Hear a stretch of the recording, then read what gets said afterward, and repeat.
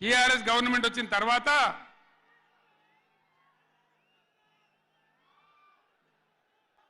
ఒక 7-8 నెలల్లో కరెంటు బాగా చేసి ఏడాది నర్ధం నుంచి 24 గంటల కరెంట్ ఇచ్చిన రైతాంగానికి మీరందరూ సంతోషంగా నడింట పడుకొని పంటలు పండించారు. పాములు గర్వంగా తేలు గర్వంగా బాయిల కాడికి పోలే. కేసీఆర్ పోంగనే కేసీఆర్ గవర్నమెంట్ పోంగనే కట్కేసినట్టే బంద్ అవుతుంది ఆ కరెంటు. మేము 9 ఏళ్ళు ఇచ్చిన కరెంటు ఏం రోగమైంది? ఏం దానికి ఏమైనా మాయ రోగం వచ్చిందా? యాడికి బాయా కరెంట్? ఎటు బాయే? దద్దమ్మల రాజ్యం ఉంటే గట్లనే ఉంటుంది. చాతగాని చవటల రాజ్యం ఉంటే గట్లనే ఉంటుంది. వాళ్ళు ఉన్నంత మాత్రాన మనం నర్వస్ కావద్దు.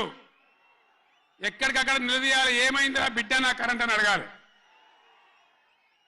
ఇవాళ నేను ఒక మాట కుల్లా చెప్తున్నా. మొన్నటిదాకా నడిచిన కరెంటు కాకుండా ఇదే మిర్యాలగూడ నియోజకవర్గంలో దామరచర్ల మండలంలో 4000 మెగావాట్ల పవర్ ప్లాంట్ కట్టినాం. ఇదే జగదీష్ రెడ్డి గారి నాయకత్వంలో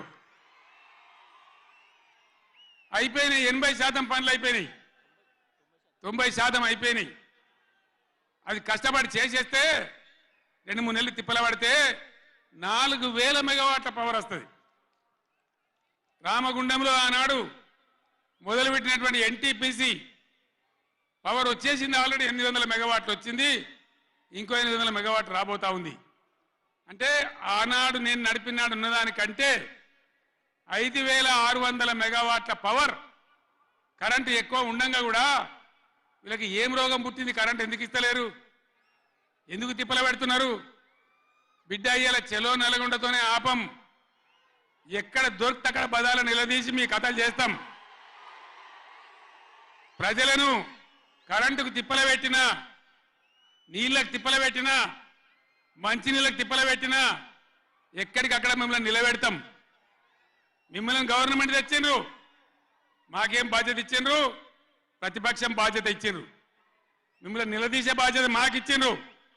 కాబట్టి ఎక్కడికక్కడ మిమ్మల్ని నిలదీస్తాం తప్ప వదిలిపెడతామనేటువంటి దానిలో ఉండొద్దు. ప్రజలకు తప్పు చేయొద్దు. నేను హెచ్చరిస్తా ఉన్నా ఈ రాష్ట్ర ప్రభుత్వాన్ని.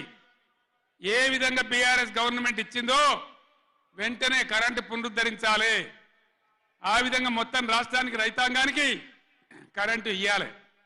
కానీ వీళ్ళ వ్యవహారం ఎట్లున్నది? చరిత్రలో ఎన్నడూ లేదు. అసెంబ్లీలో తెచ్చి జనరేటర్ పెట్టిన వీళ్ళ తెలివికి అసెంబ్లీలోనే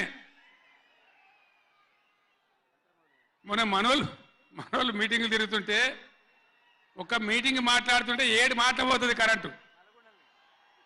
నల్గొండలో జగదీష్ రెడ్డి మాట్లాడుతుంటే 7 సార్లు పోతుంది కరెంటు. ఏం మాయ రోగం వచ్చింది?